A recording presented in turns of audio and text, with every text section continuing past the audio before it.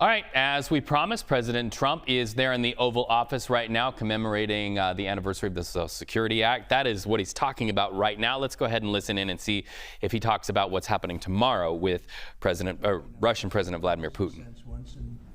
I said, this guy's amazing. And he said, I'd love to help you with Social Security because it's sort of what he does. You know, he takes troubled entities and turns them around. And he did some of the biggest messes in the world, and Social Security in a certain way, I guess, you know, you reported it all the time. In 4 or 5 years, it's going to go bust, but not anymore, it's not.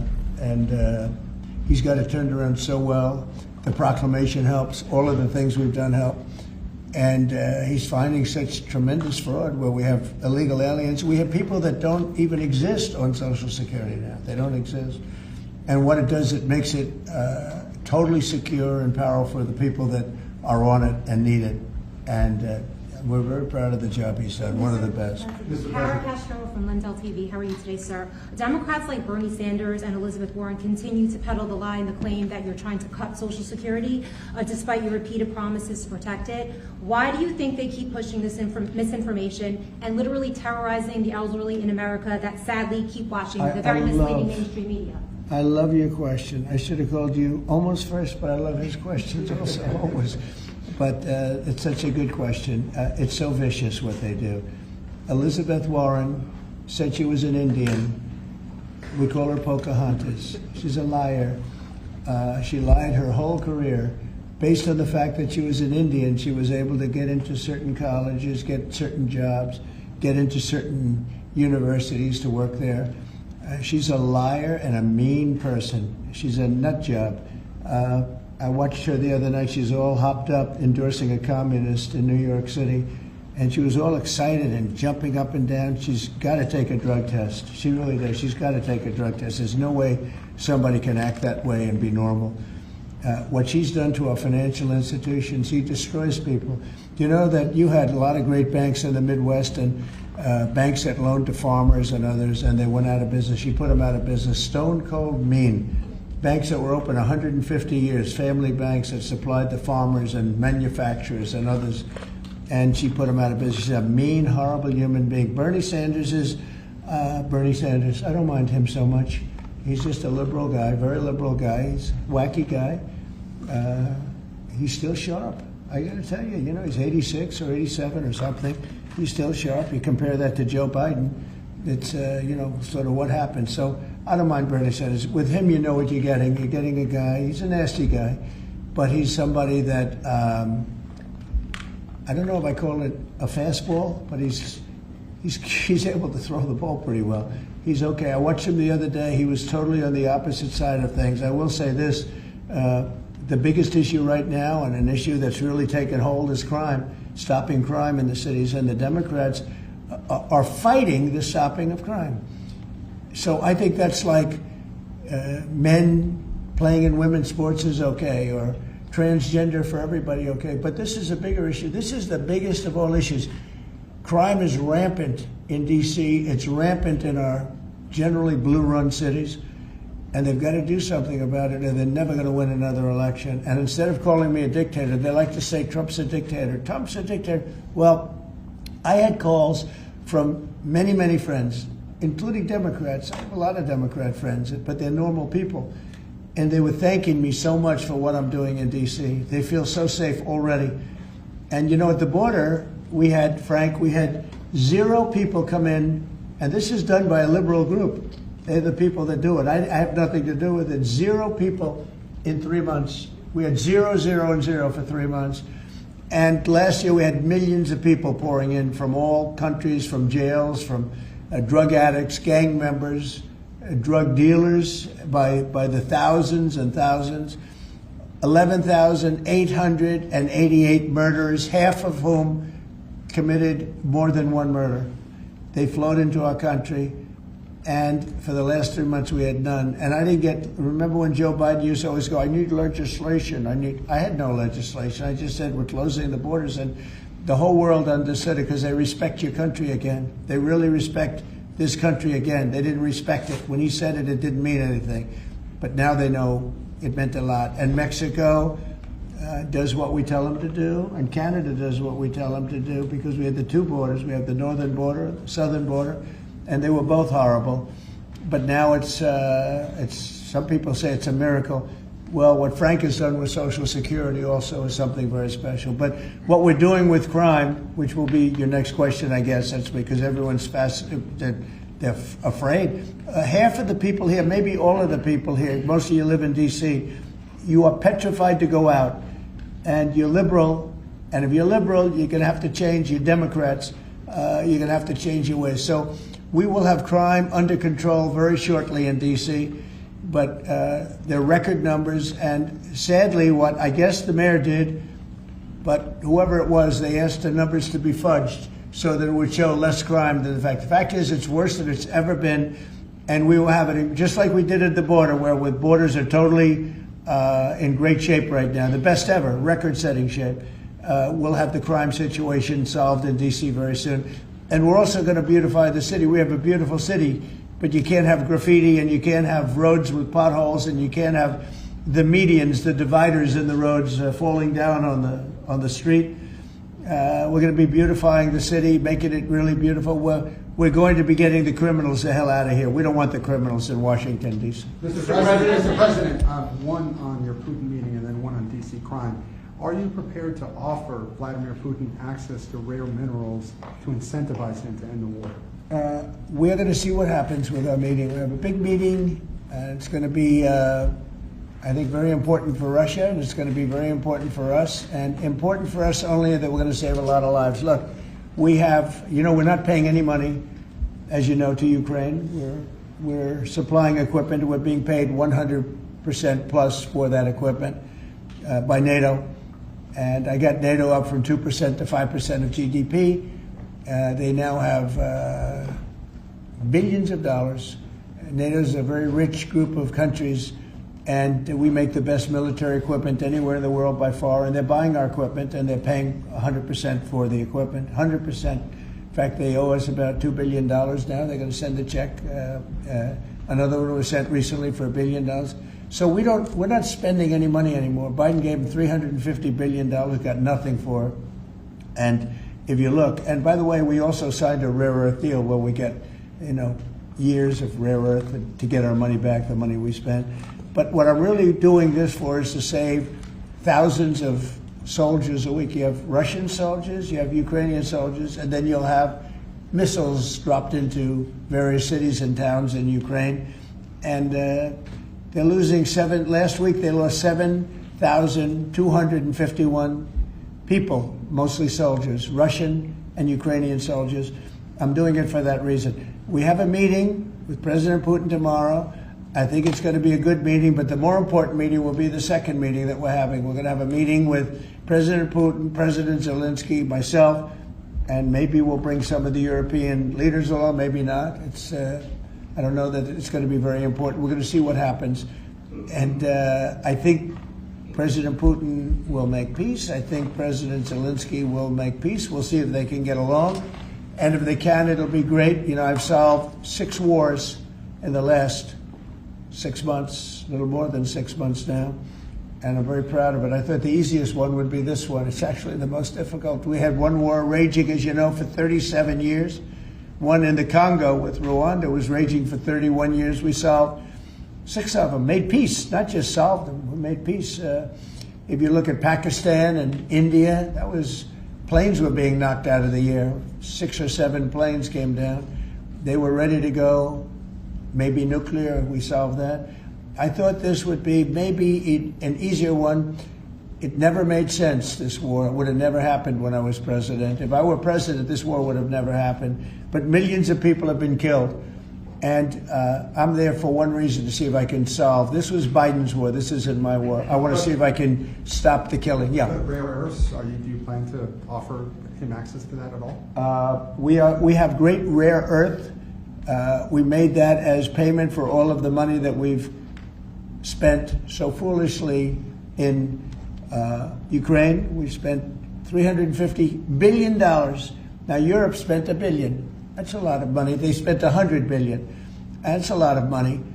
But we shouldn't be spending a lot more money than them. and they understand that. And I think that's maybe why we're not spending money anymore. We're not spending any money. They're paying us for everything. So people are shocked when they hear it. They don't even understand. They don't even write about it.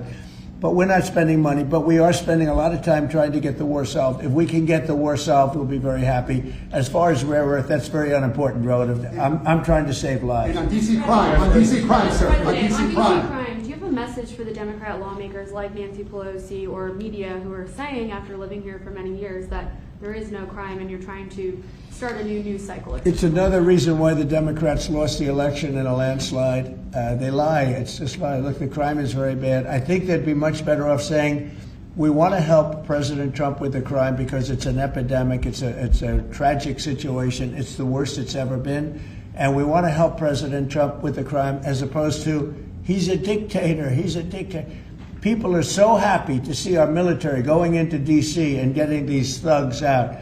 As you know, we arrested a lot of people yesterday. We arrested a lot of people today. We're getting people that have arrest records that you wouldn't believe.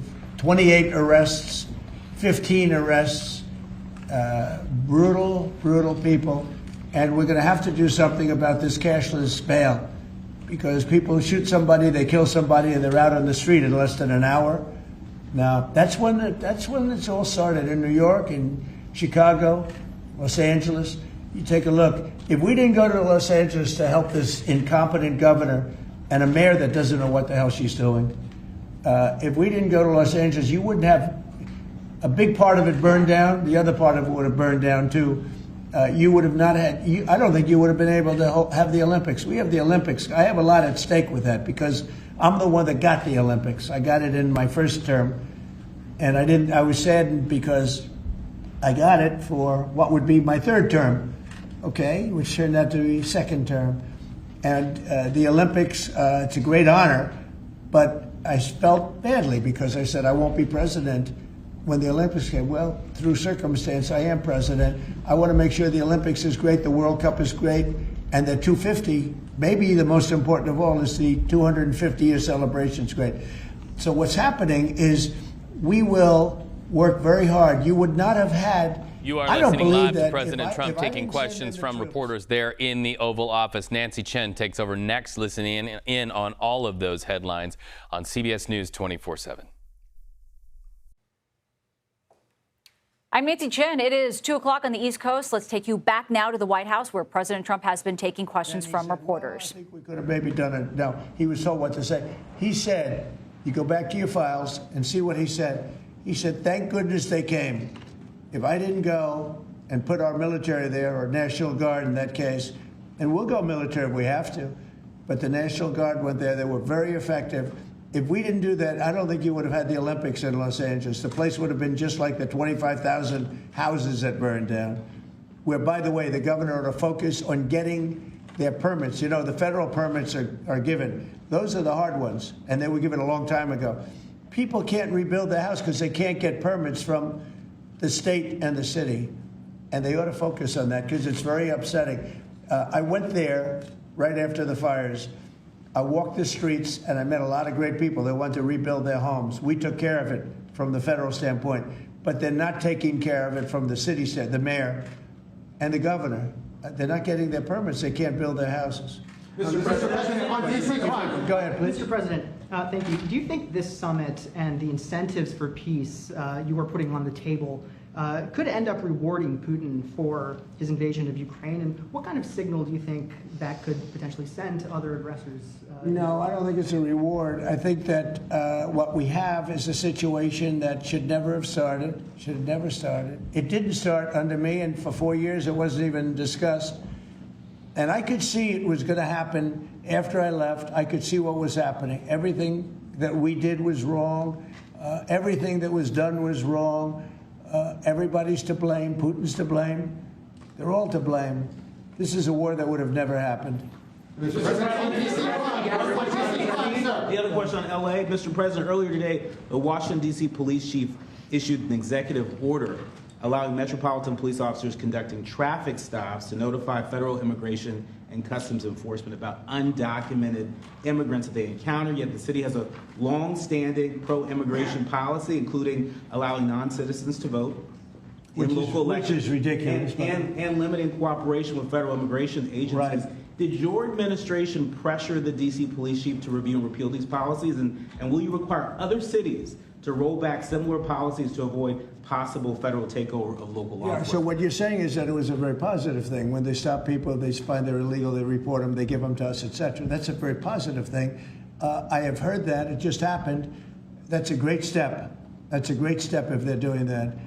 Yeah, I think that's going to happen all over the country. We want to stop crime. I think if the Democrats aren't strong on this issue, they won't be able to do it. I think this is a bigger issue than all of the other ridiculous things that they like open borders. Well, open borders is bad. Open borders has caused a lot of this problem, allowing millions and millions. I think 24 million people were allowed to come into our country. Many of these people from prisons, from jails, from mental institutions.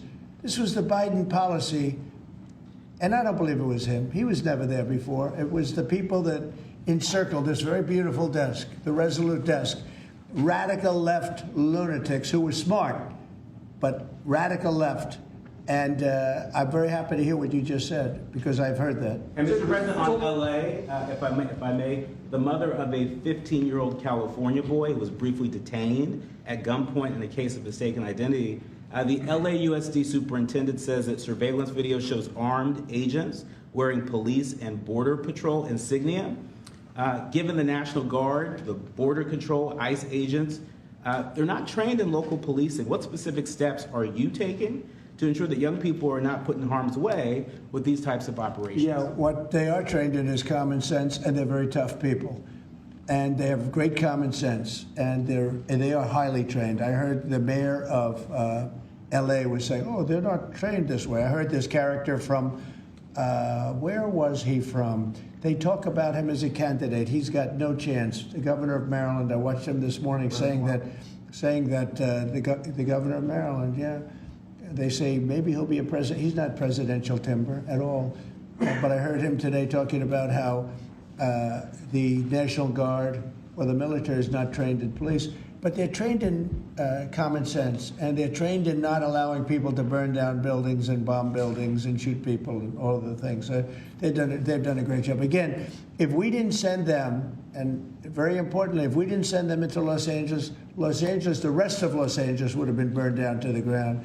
When you look at Minnesota, Minneapolis, I sent them into Minneapolis because the governor wouldn't make the call. If I didn't do that, you wouldn't have a Minneapolis. It wouldn't be, I don't think it would be existent today. You remember the famous scene burning over the CNN anchor's shoulder? He said, everything seems to be very peaceful. And behind him, the whole city's burning down.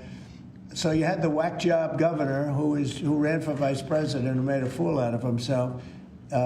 You would have had, I saved that city. I'll tell you, I saved that city. So the bottom line is these are very tough people that are trained in a thing called common sense, and they're also trained in doing what we're talking about right now. And you watch crime stop, but you wouldn't have Los Angeles. It wouldn't be existent today. We would have had to cancel the Olympics if I let that go on. Mr. President, will you pressure Israel to allow journalists into Gaza to cover the humanitarian efforts the U.S. is pursuing? And I'd like to see that happen, sure. Would you pressure? I would like to see it happen. I would be very fine with journalists going in. It's a very dangerous position to be in, as you know, if you're a journalist. But I would like to see it. And on tariffs, Brazil, Mexico, and Latin America are getting closer to China. And they say it's partly because of the tariffs you're imposing those countries. Are you concerned them getting closer to China? No, not at all. I'm not concerned at all. They can do what they want. None of them are doing very well. And what we're doing in terms of economics, we're blowing everyone away, including China. We're doing better than any other country in the world right now. Brazil has been a horrible trading partner in terms of tariffs. As you know, they charge us tremendous tariffs, far, far more than we were charging them. We weren't charging anything, essentially. And Brazil has some very bad laws happening where they took a president and they put him in jail, or they're trying to jail him. And I happen to know the man, and I will tell you, I'm pretty good at people. I think he's an honest man. I think what they've done, this is this is really a political execution that they're trying to do with Bolsonaro. I think that's terrible.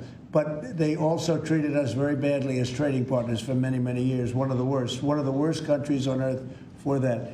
They charged tremendous tariffs, and they made it very difficult to do anything. So now they're being charged 50% tariffs, and they're not happy, but that's the way it goes. Mr. President, on DC crime, sir, on DC crime, are you concerned at all that some federal officers that are helping DC police might be being pulled away from other high priority assignments? Like what? Like what? Terrorism, for example. Oh, really? Terrorism? They'll stop terrorism as part of what they're doing right now. No. The soldiers that we have, first of all, we have plenty of them, long beyond what that you have here. We're just using a very small force. You know, in Washington, D.C., they have thousands of police. They have a lot of police, but the police weren't allowed to do their job. We have a lot of great ones, and you have some that weren't so good, to be honest, but they weren't allowed to do their job. But now they are allowed to do their job, and essentially it's only 2 days, but you look at the numbers already, they're dropping. And no, they're not being pulled off for anything. Mr. President, as you know, there were some very concerning reports about crime statistics. Police are manipulating crime data to downplay crime in D.C. Will the administration release its own crime statistics to counter their misinformation? And will those individuals who are intentionally misrepresenting crime data and fudging the books, like you said, be penalized for endangering the public? They are under investigation right now. They are giving us phony crime stats, just like they gave other stats in the financial world, but they're phony crime stats. And Washington, D.C. is at its worst point, and it will soon be at its best point. You're going to have a very safe, you're going to have a crime-free city. I mean, I say that. You're going to have virtually a crime-free city. And these are strong men, but the criminals are strong men and women, but they're strong men. And these are people that don't play games. We're not playing games. These are criminals we're dealing with. And they treated people. They took one of the people that worked for us the other day. You saw the beating, the pounding, 10 against 1. And they pounded the hell out of him. He's lucky to be alive. He's barely, almost killed. And we're not going to have that happening, please. Tulsi Gabbard declassified more documents last night related to the Russiagate hoax. She's doing a great job, by the way. That was another fake story. I'm very happy with the job she's doing. That's right. They declassified some terrible documents talking about Democrats and what they did. Yeah. Radical left lunatics. It showed that then DNI James Clapper sent out emails to IC officials saying that it would be a team sport to push then the debunked 2017 ICA report, and that it might need them to compromise on their normal modalities. What's your reaction to the latest declassification? And in your view, sir, what does real accountability look like for the players involved? It's incredible what we're finding. Absolute proof of guilt. And we'll see what happens. But Clapper and Comey and that whole group of criminals, they're criminals. And they made it very tough. You know, they did the fake Russia witch hunt that lasted for 2 years. And I got totally exonerated. There was no doubt about it. They should have done it in 1 day, not 2 years. But it was a whole scheme to try and demean Trump so that I couldn't win an election. And that is a criminal group of people. They're sick people, and they're criminals, and they should be taken care of. Mr. President. Does Putin have a strong hand tomorrow? Well, he came to our country, and I heard CNN fake news talking about that was a big win for him.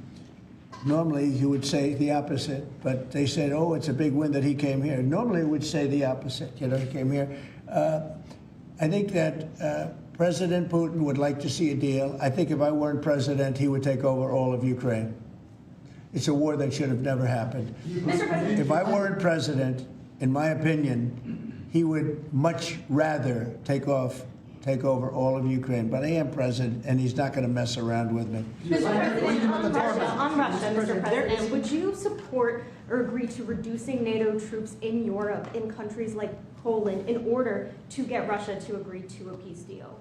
That hasn't been put before me, and think about that for later, but it has not been put before me. Go ahead. Is anything less than an unconditional and immediate ceasefire a victory for the U.S.? Tomorrow? Yes. Well, tomorrow we'll see. I say, I don't know where that comes from. It's sort of not a good question. I would say that tomorrow, all I want to do is set the table for the next meeting, which should happen shortly.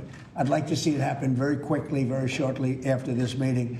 I'd like to see it actually happen maybe in Alaska, where we just stay because it's so much easier. But I think that it's going to be very interesting. We're going to find out where everybody stands, and I'll know within the first 2 minutes, 3 minutes, 4 minutes, or 5 minutes, like we tend to find out whether or not we're going to have a good meeting or a bad meeting. And if it's a bad meeting, it'll end very quickly.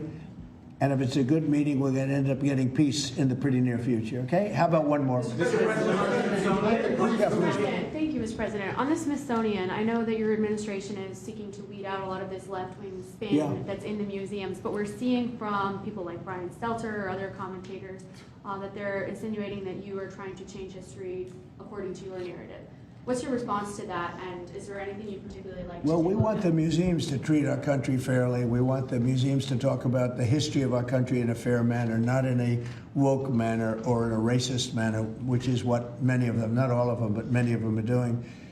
Our museums have an obligation to represent what happened in our country over the years, good and bad, but what happened over the years in an accurate way. Thank you very much, everybody. Thank you, press. Thank you, press. Thank you. Thanks, guys. Cut it out right here. Thank you, press. Thanks, guys. All right, we have been watching President Trump there speak on a variety of topics from the Oval Office. Of course, this is just one day before he and Russian President Vladimir Putin travel to Anchorage, Alaska, for that incredibly high-stakes meeting by both parties, they say, to discuss ending the war in Ukraine. And President Trump saying there that tomorrow the biggest goal is to simply set the table for the next meeting. And he's looking for that to happen very soon, he says. And that's the one that it's possible that Ukrainian President Volodymyr Zelensky could join if tomorrow's talks go well, he says. And CBS News White House reporter Willie James Inman joins us now from Anchorage, Alaska.